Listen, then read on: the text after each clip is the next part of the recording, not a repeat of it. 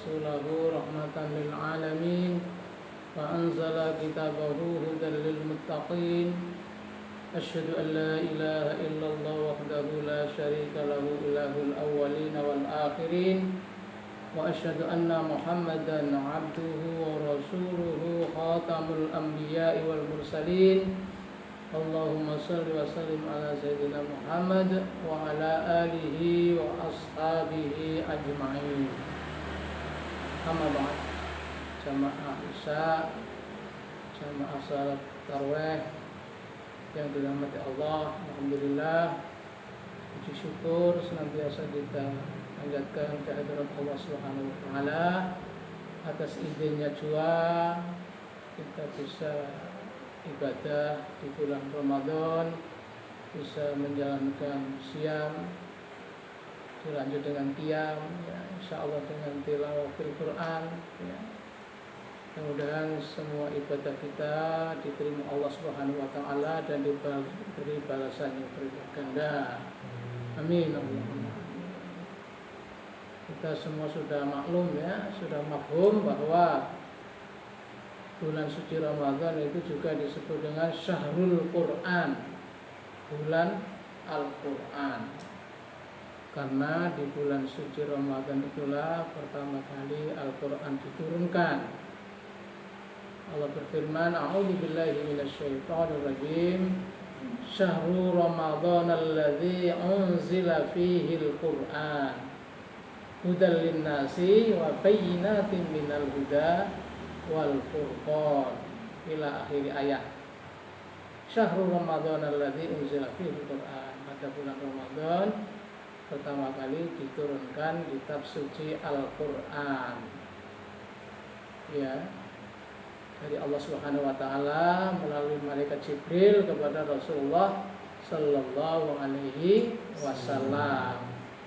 Quran itu hudal linnas, sebagai petunjuk bagi manusia yang mau mengambil petunjuknya. Wa bayyinatin minal huda wal furqan, juga Quran itu memberikan penjelasan-penjelasan terhadap petunjuknya itu. Dan Al-Quran juga Al-Furqan, sebagai pembeda, pemisah antara yang hak dan yang batil, sebagai filter. Jadi untuk menentukan sesuatu itu hak, benar, ya, sesuatu itu batil, salah, itu Quran ukurannya. Standarnya itu Al-Quran, bukan hawa nafsu, bukan kata pakar, profesor, bukan, ya, tapi Quran. Quran diperjelas, diaplikasi oleh Rasulullah Sallallahu Alaihi Wasallam. Jadi kita bersyukur jadi umatnya Nabi Muhammad, ya, yang Nabi Muhammad itu diberi Al-Quran. Al-Quran itu mukjizat. Pernah dengar? Al-Quran itu mukjizat. Dari kata ajaza, ya, jizu, ya, kemudian ajaza, ya, ajizu, mukjiz, mukjizun, mukjizat, beri lagi mukjizatun, tak marbutoh, mukjizatun. Kalau di pesantren itu dijelaskan, itu namanya bentuk sifat mubalaghah, superlatif dalam bahasa Inggrisnya. Wah. Jadi mukjizat itu sesuatu yang melemahkan lawan-lawannya, itu namanya mukjizat. Tidak bisa orang mengalahkan Quran, menandingi Al-Quran, menyamai Al-Quran, tidak bisa, ya. Mulai zaman Rasulullah sampai sekarang tidak ada orang yang bisa menulis barang, apalagi satu surah, ya, satu ayat mungkin tidak bisa yang kualitasnya sepadan dengan Quran, karena Quran itu firman Allah. Banyak Al-Quran menantang itu.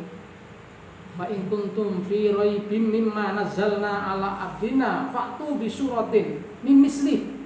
Kalau kamu ragu-ragu terhadap apa yang saya turunkan kepada hamba kami Muhammad, fa'tu bi suratin, coba orang Arab, ahli-ahli sastra itu bikin saja satu surah. Nah, ada yang mampu. Sudah coba-coba itu, banyak coba-coba. Antara lain zaman dahulu itu orang yang mengaku nabi, namanya Musailamah, pernah dengar? Musailamah. karena mengaku nabi, ya dijuluki oleh sejarawan itu nabi palsu.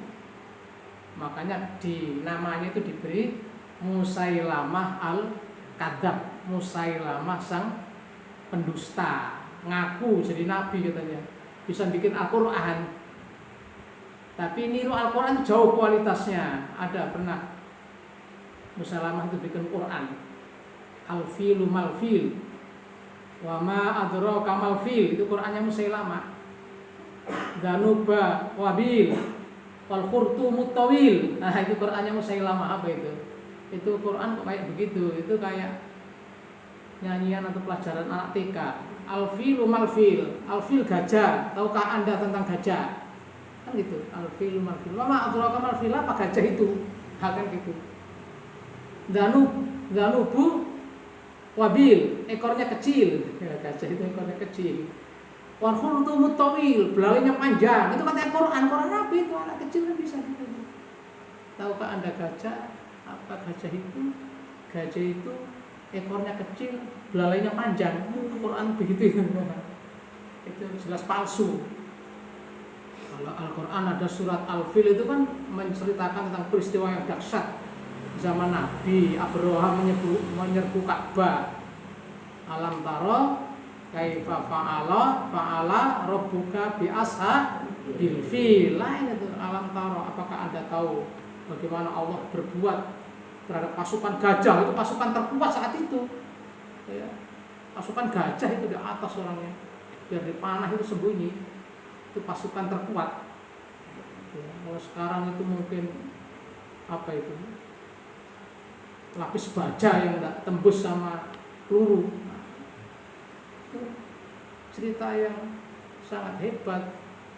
Tapi tentara gajah yang dahsyat itu kalah dengan tentara Allah, yaitu dari atas, ya.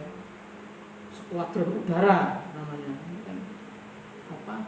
Pasukan darat dikasih tempur pasukan udara, yaitu apa? Burung ababil. Ya, kan sudah dipelajari itu, alam taro kaifa fa'ala rabbuka bi ashabil fil alam yaj'al kaidahum fi tadlil wa arsala alaihim tayran ababil. Allah mengutus dari atas itu pasukan udara, ya, burung ababil, tarmihim bi hisaratin min sijil, yang membawa peluru-peluru dari neraka sijil.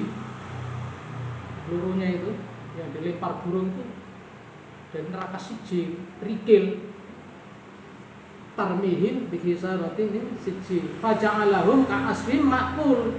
Setelah dilempar itu sama burung-burung itu, ka'asfim ma'kul, tentara Abraha itu seperti daun yang dimakan ulat, tinggal tulang-tulangnya itu, langsung meleleh dagingnya. Nah itu peristiwa dahsyat, seperti Qur'annya siapa tadi? Musailamah al-Kadzab. Itu tidak ada artinya. Apa itu? Tahukah Anda gajah? Gajah itu ekornya kecil, belalainya panjang. Bisa. Jadi aku syukur Quran itu mukjizat, tidak ada bahasa yang paling kuno yang masih difahami banyak orang itu kecuali bahasa Arab. Bahasa Arab itu kuno. Mana bahasa Ibrani? Orang yang bisa. Bahasa Jawa saja, Hono Coroko saja sudah jarang orang bisa. Dan kita orang Jawa, mengaku orang Jawa, suruh nulis Jawa, maca Jawa tidak bisa. Anak-anak itu tidak bisa. Kata orang Madura itu bahasa Madura, Hana Caraka.